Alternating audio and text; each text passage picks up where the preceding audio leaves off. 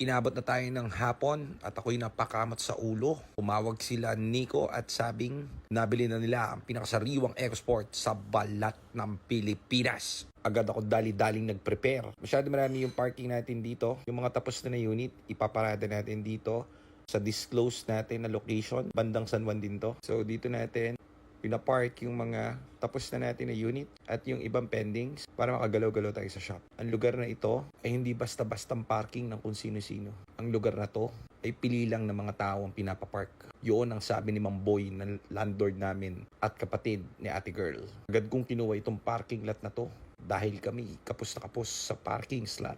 Kung mapapansin nyo, napakaganda ng area. Masukal, mabato, nasa second floor pa. Wala ka nang hahanapin, parang parking lang sa SM, ang ganda. Matatanaw mo pa, may building sa likod, ang ganda talaga. Yan yung Innova natin, manual gas. Wala ka nang hahanapin, galing Batangas yan boy. Yung Mirage, nasa kapitbahay natin, hindi yan sa atin. Yan yung Fiesta natin na bagong kuha kahapon, na napaka-inam. Maganda na yan, pero teka muna, syempre, pe-prepare pa natin yan. Bibigyan na natin lahat ng gusto niyan. Sino ba itong poging Kastilang ito? Naka-peace sign pa. Ang Berdugong Kastila. Ganda ng forma niyang Fiesta. So, ito yung isa naman nating Fiesta kay Sir J naman to, kliyente natin. So, nagkaroon ng fault to kasi nalobat. So, huwag nyo kaya malobat ang mga unit nyo. Ngayon, na-pinpoint na natin ang problem. Isusoli na natin bukas itong unit niya. All goods na. Pwede nang i-long drive ulit. Nagfo-fault dahil siya ay nalobats. Ganda na itong truck na to. Old school, oh. Ang lugar pala na ito, guys, gaya ng nasabi ko, pili lang ang pinapapark dito. Sabi ni Mamboy, nakapatid ni Ate Girl. Hindi, pero mabuting tayo si Mamboy. Nahanap lang namin ito, malapit dito sa shop to. So dito, medyo masukal to, nakikita niyo yan. Medyo mahal ang parking kasi na yan, no? Yung kuweba na yan, yan ang ginamit ng mga Kastila noong unang panahon. Diyan sila nagtago. Ang kwento ni Mamboy, hinubad nila mga uniforme nila dyan. Mga 100 hapon sila dyan. Mga sundalo. Hinubad nila yung mga uniforme nila. Tapos nag-disguise sila ng mga Kastila para hindi sila matunton ng mga katipunero. Napaka-wise ng mga hapon na yan. So may focus pa pala tayo dito, itong color blue. Ganda, no? Andiyan yung ABS yan, so kakabit na natin. So baka tanggalin na rin natin dito yan. Ito yung export natin. Ito, hindi mo lang nakita ng buyer natin, nabili na. So may nag-reserve na nito kasi ito na yung last block natin na export. So kung papansin nyo, second floor, ang hangin dito, ang ganda, no? Ito yung Fortuner natin, meron tayo automatic. Loaded yan, so hindi pa dati napapaskill yung mga yan kasi hindi ko matrabaho at medyo marami tayong ginagawa pa. Ito yung pickup natin, long drive ready to. Dinala namin sa Batangas, nag-swimming kami. Walang ka-problema. Manual yan na diesel, so maidam yan. Pwede nyong i-PM si Nico sa page dito sa, hindi ko alam yung price yan kasi si admin Nico ang nagpa-pricing yan. Ito yung Innova, budget meal yan, masarap yan. Galing Batangas yan, wala nang issue yan. Tinirik ako niya nung una, nagpapakipot lang. Pinalitan namin yung ignition coil, buhay na agad. Pwede ka maglagay ng mga 20 Kastila dyan. Pwede yan. Mainam yan, boy.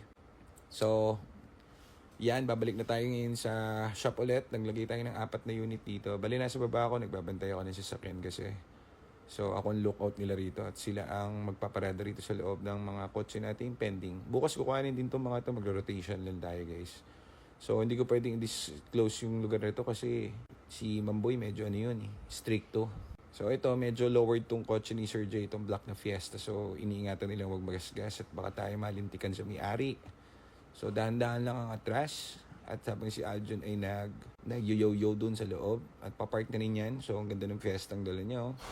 So ito, pinatag lang to ni Mamboy. Kita niyo yan yung mga bato. Nag-request kami, Mamboy, wala na akong parking eh. Sabi niya, ako bala, balik kayo mamayang hapon. Aba, matindi, pinatag agad. So, patag na agad yung mga bato-bato dyan. Ready na agad yung mga parking para sa amin. So, salamat, Mamboy. Mabuti kang tao. Busilak ang kalooban mo, Mamboy. Mamboy, baka pwede naman lagyan ng ilaw itong yung parking mo. Lagyan mo naman ng ilaw, Mamboy. Lagyan mo ng solar na ilaw. Para naman makita namin yung dinadaanan. So, babalik na tayo ngayon. Punta na tayo ngayon ulit sa shop. Babalik tayo kasi meron pa tayong kukuhaning 4 ulit na kotse doon at ililipat ulit natin dito dahil parating na sila Nico saka sila Mark Yaris, sila Jared na aking pinsan. Babalik na sila sa shop dahil may silang nakuha ang pinakamagandang EcoSport daw sa lahat na balat ng lupa, sabi niya. Titignan natin kung talagang mainam yung nakuha niya EcoSport. Titignan natin kung pasok sa panlasa ko. Hindi na ako sumama kasi dami na sumama. Tontuahin mo yung pag bibiling kotse. So, nagpaiwan na lang ako dahil ako'y naglinis ng office.